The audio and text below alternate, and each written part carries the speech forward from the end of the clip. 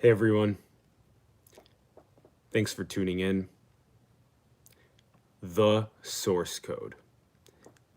Right now, some of my favorite people that are diving deep into understanding the nature of reality at a mathematical level are Dr. Brian Keating, and he's doing a great job at bringing people like Dr. Eric Weinstein and Dr. Stephen Wolfram onto his program, and many others to discuss the nature of reality. And I would highly recommend you checking out his channel and Into the Impossible if you haven't yet, and immerse yourself more in understanding that source code. So I want to speak about it from a couple of the different key concepts that I've been investigating.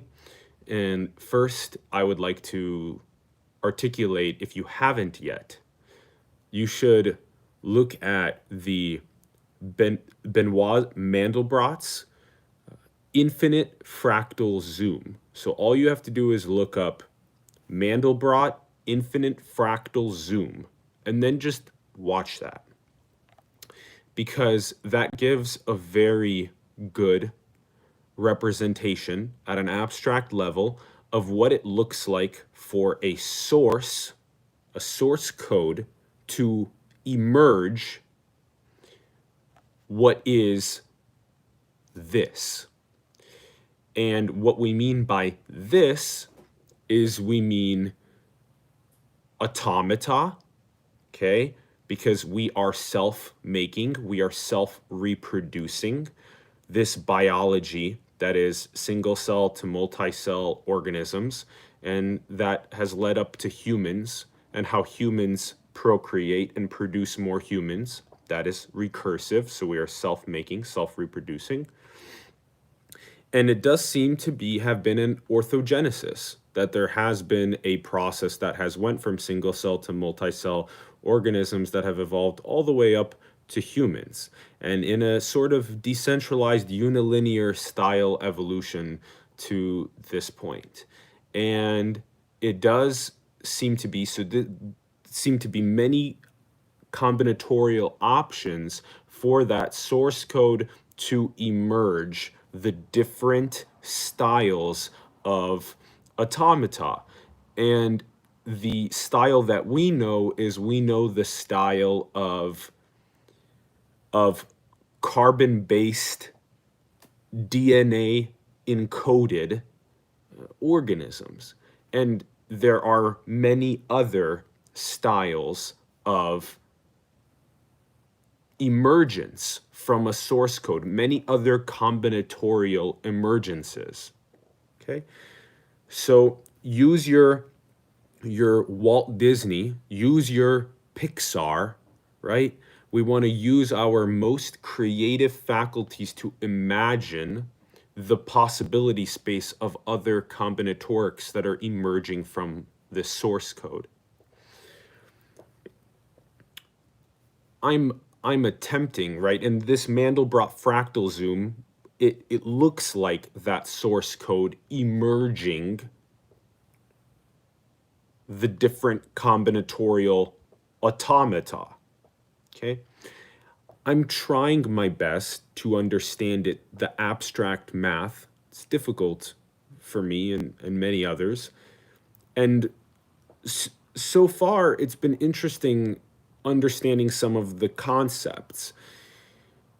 There's been a lot of discussion around the quaternions and how quaternion arithmetic emerges vibrational data, and that is our conscious agent experience in this holographic space-time. And that abstract math also has category theory. It also has Markovian morphisms. It also has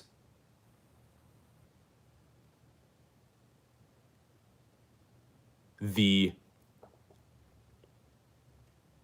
mutations that occur through the quasi-species equation and the replicator equation for procreation.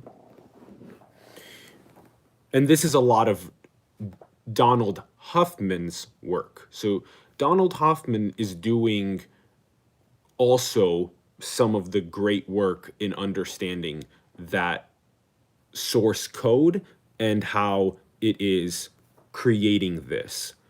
So these have been some of the places that I've been really happy to have been learning from Brian Keating, Eric Weinstein, Stephen Wolfram, their programs that they've been putting on, as well as what Donald Hoffman is talking about. So I'm still trying to understand that abstract math. It's very fun, and there's a lot of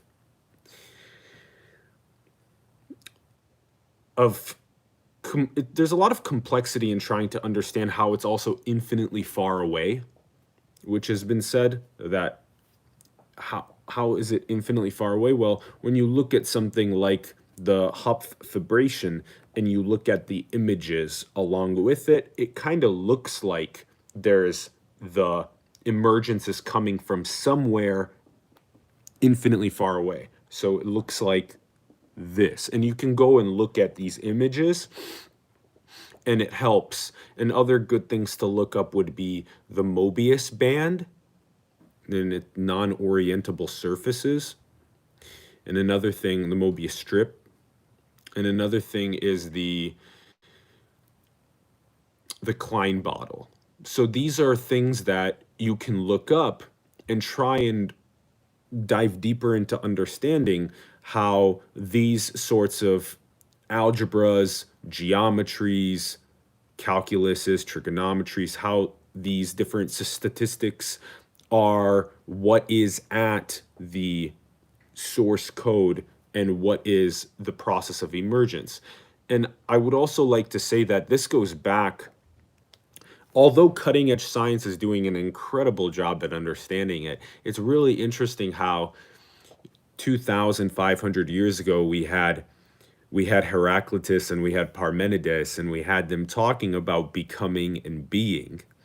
And we had people prior to that as well, with Zoroaster and lots of other sort of even Egyptian spiritual leaders from the Fertile Crescent region, from the Indus Valley region, of course, with the Buddhas and the Adi Shankaras. And we had so many other people that were probing at Lao Tzu, at what is really going on at the most fundamental source code level. At that time, it wasn't conceptualized as a source code, but at that time, it was still, even on a very deeply spiritual level, it was still conceptualized as something that was, in a sense, infinitely far away, that was emerging the reality. And the things like Plato's cave really gave us a deeper understanding of how that process really could be. And so it's really important to remember that as we study today's cutting edge sciences, to also be students of the conversations between like Heraclitus and Parmenides around becoming and being. Because if Sri Aurobindo and the Mother Mir Alfasa are right, that becoming is the only being, meaning that the source code's emergence of all of the automata combinatorics are the only way of being, is for us to be that emergence. The never-ending becoming is the only being, that then all of this triangulation happening from ancient spirituality to cutting-edge science is in fact triangulating on this nature of reality from a mathematical standpoint, from a spiritual standpoint, and it's so beautiful that it is happening. And it's the most beautiful thing that I've ever studied. It's the most beautiful thing that I've ever embodied and taken into my heart. And I would also like to explain how I believe that it's not either or regarding seeing the love in understanding the source code and understanding the nature of reality, and how it's also the love that you can have with when you look at another human being in the eyes, whether that be your spouse, right, like your wife or your husband, whether that be your child, whether that be your friend, whether that be anybody that you're speaking with, and you're looking at them in the eyes and you're seeing the beauty and the divinity and the love in the other, that when you're doing that process, the love that you feel there is the same love that you feel for the source code. It's the same love that you feel for understanding the nature of reality.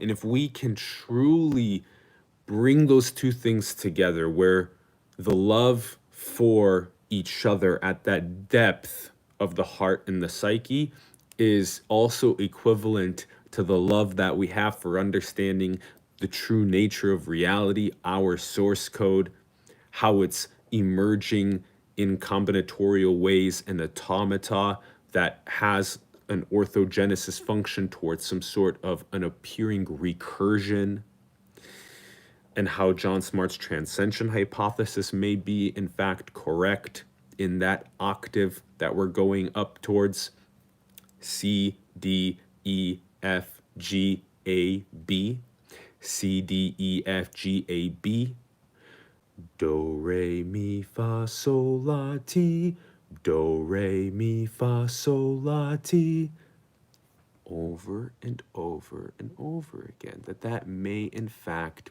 be what is happening, and that there's beyond what is this automata orthogenesis to a recursive Godhead as an attractor, that is where our complex system evolves towards.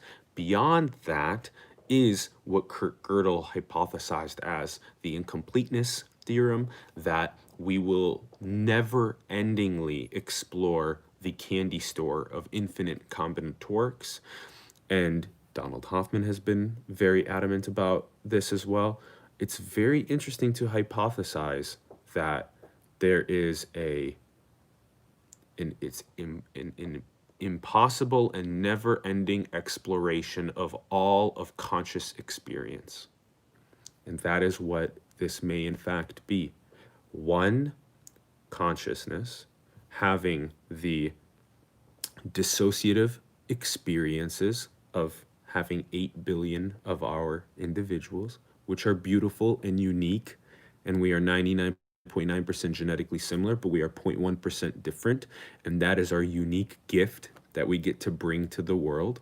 Okay, that's our unique artistic contribution, our unique artistic conscious agent experience that we get to have of that one being, the uniqueness, the unique nerve ending of that one being, that one becoming, and that the candy store of qualia, of conscious experience, is in fact possibly a never-ending exploration for that one. We are that, tattvam asi, I and my Father are one. Again, ancient spiritual wisdoms.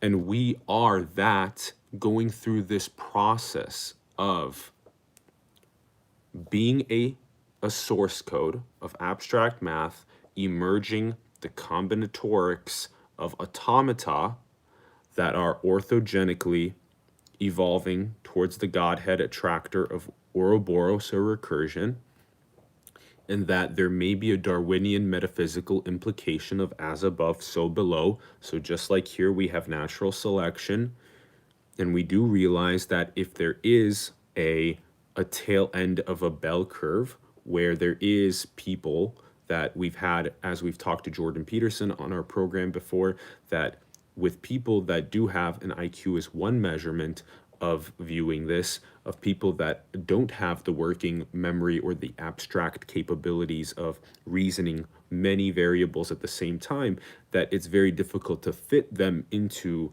our society at large. And so if that is the case, as we have a natural selection there and we make an inclusive stakeholding to try and bring people further up the bell curve, further up in terms of their ability to abstractly reason and be creative and try and fit them in a friendly, loving, helpful way in our world, right? So we try and do that as natural selection.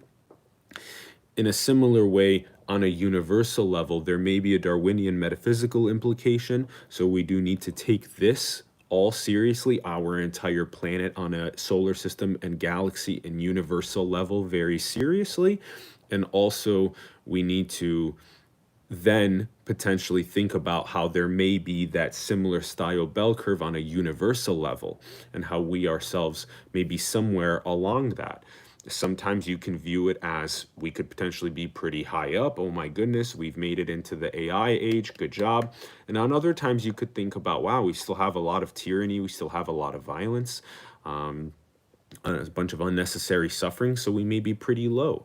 And so it's interesting to put it in this perspective as well, and how that this style of a process of eternal becoming or an eternal unfolding of a source code that continues to explore the infinite candy store of conscious agent experience may be the true nature of reality.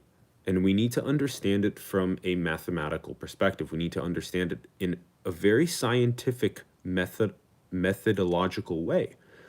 And we need to understand it also from a spiritual way. We need to embody the realizations. And it does require the simple ways to just close the eyes and tune inward. And as the layers of identity are removed slowly, right? Of course, the identity is very important, very beautiful, and it is in fact your unique gift, right? It's also peeling away those layers of identity slowly can be extremely insightful to think of not being the name, not being all of the attachments that we have, and realizing that at the deepest levels, when our eyes are closed and we're there, we are that consciousness. We are that awareness. We are that. And all of us are that when we close our eyes and we feel that. What we feel is just awareness. It's just consciousness. And that when we open our eyes is our unique take of what our consciousness, our awareness is experiencing for the one.